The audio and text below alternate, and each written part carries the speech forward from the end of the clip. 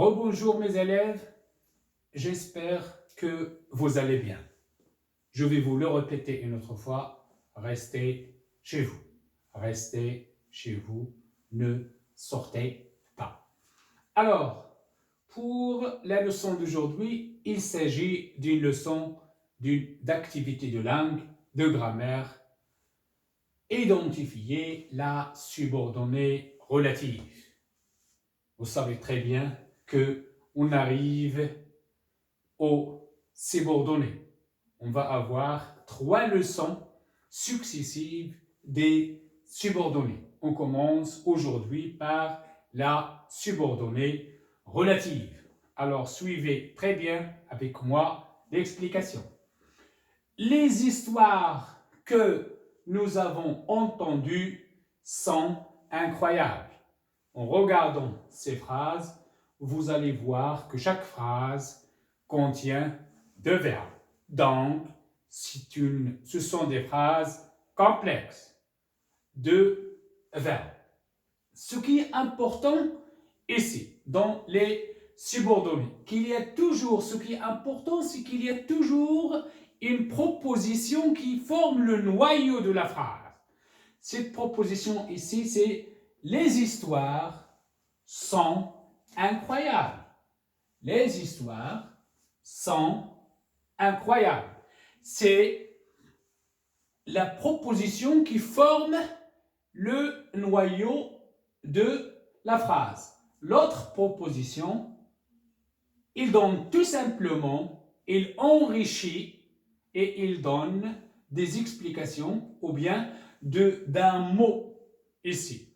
Il enrichit une description ou apporte une précision indispensable au sens ou à la construction de la phrase. Alors, la proposition ici, cette proposition-là, il complète un nom de la proposition principale. Celle-ci complète ce nom. Ce nom de la proposition principale, on l'appelle un antécédent. Antécédent. Un antécédent. Vous avez remarqué une chose. C'est quoi? La proposition qui forme le noyau de la phrase complexe est une proposition principale. Tout d'abord, la proposition qui forme le noyau de la phrase est une proposition principale. L'autre proposition de la phrase complexe dépend de la phrase. Celle-ci, il dépend de la proposition principale. Celle-ci, on l'appelle une proposition subordonnée relative. C'est la proposition subordonnée relative. La proposition ou bien les propositions subordonnées relatives sont introduites par des pronoms relatifs. Ici, on a le pronom relatif que. Le pronom relatif que. Il faut faire attention à une chose. Si on a cette proposition introduite par le pronom relatif que, faites attention à une chose. C'est quoi? Les histoires, regardez très bien cette phrase, les histoires que nous avons, c'est l'auxiliaire avoir. Entendu, c'est le participe passé du verbe entendre. Vous allez remarquer ici que j'ai accordé le participe passé conjugué à l'aide de l'auxiliaire avoir. Pourquoi? Parce que j'ai utilisé le pronom relatif que. J'ai utilisé le pronom relatif que et il s'agit d'une proposition subordonnée relative introduite par le pronom relatif que.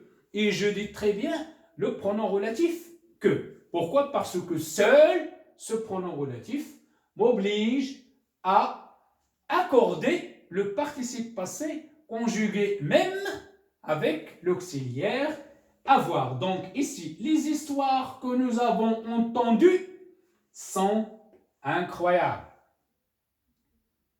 Les histoires que nous avons entendues. Par exemple, si je dis la pomme que j'ai mangée. Alors ici, manger, je dois l'accorder même si j'ai utilisé l'auxiliaire avoir. Pourquoi? Parce que il se rapporte avec la pomme ou bien les histoires qui est l'antécédent. Qui est l'antécédent. S'accorde en genre et en nombre avec l'antécédent. Si j'utilise l'auxiliaire, si j'utilise le pronom, plutôt le pronom relatif que. Faites attention maintenant à un deuxième cas de l'utilisation du pronom relatif que. La même phrase, regardez. Les histoires que nous avons entendues raconter sont incroyables. Et si le participe passé suivi d'un verbe à l'infinitif, je ne l'accorde pas. Je ne l'accorde pas. Vous avez vu maintenant la différence entre cette phrase, la première phrase et la deuxième. La première phrase, les histoires que nous avons entendues sont incroyables. Deuxième phrase, les histoires que nous avons entendues raconter. Participe passé suivi d'un verbe à l'infinitif sont incroyables. Ici, j'ai accordé avec l'auxiliaire avoir, j'ai accordé entendu avec l'antécédent, les histoires, féminin pluriel, mais ici, je n'ai pas accordé. Pourquoi? Parce que le participe passé est suivi d'un verbe à l'infinitif. Ça, c'est une règle à bien maintenir. La troisième phrase, maintenant, je passe à un autre pronom relatif. Maintenant, j'ai expliqué le pronom relatif que. Au pronom relatif que, seul, je dois faire attention à l'accord du participe passé avec l'antécédent, même si j'ai utilisé l'auxiliaire avoir. Les autres pronoms relatifs, non. Le pronom relatif qui. Les élèves qui ont eu de bonnes notes seront récompensés. Les élèves qui ont eu de bonnes notes seront récompensés. Ici, je n'ai pas accordé parce que je n'ai pas utilisé le pronom relatif que j'ai utilisé qui. Les élèves qui ont eu de bonnes notes seront récompensés. Vous allez questionner, il est où la phrase noyau, il est où la proposition noyau, il est où la proposition principale. La proposition principale, c'est toujours l'antécédent et le reste de la phrase après la proposition subordonnée relative. Donc la proposition principale, c'est les élèves seront récompensés. Quels élèves? Les élèves qui ont eu de bonnes notes. Donc, qui ont eu de bonnes notes, c'est la proposition subordonnée relative. Il enrichit et il fait une description qui apporte une précision au nom ici, qui est l'antécédent. Maintenant, la quatrième phrase avec un autre pronom relatif, dans. Dans avec T. Regardez bien. Le voyage dans. Je t'ai parlé a été rapporté. Donc la proposition principale ici, c'est le voyage a été rapporté. Quel voyage? Le voyage dont je t'ai parlé. Dans, toujours on l'utilise si on veut pronominaliser un COI qui est à la base de quoi? Je t'ai parlé de quoi? Du voyage. Le voyage dont je t'ai parlé a été rapporté. Donc maintenant, on commence à avoir une idée sur la répartition de chaque subordonnée relative. L'antécédent, la proposition principale, le pronom relatif, la proposition subordonnée relative. 4 parties. Dernière phrase maintenant. La maison où j'ai grandi doit être rebâtie. La proposition principale, c'est quoi? La maison doit être rebâtie. La maison doit être rebâtie. Quelle maison? Laquelle? Quelle maison? La maison où j'ai grandi. Où j'ai grandi. Donc ici, où j'ai grandi, c'est la proposition subordonnée relative. Le pronom relatif, c'est où. L'antécédent, c'est la maison. La proposition principale, la maison doit être rebâtie. Donc, pour la conclusion générale, c'est que une phrase qui contient une subordonnée relative, je peux la répartir en 4 parties. Pronom relatif.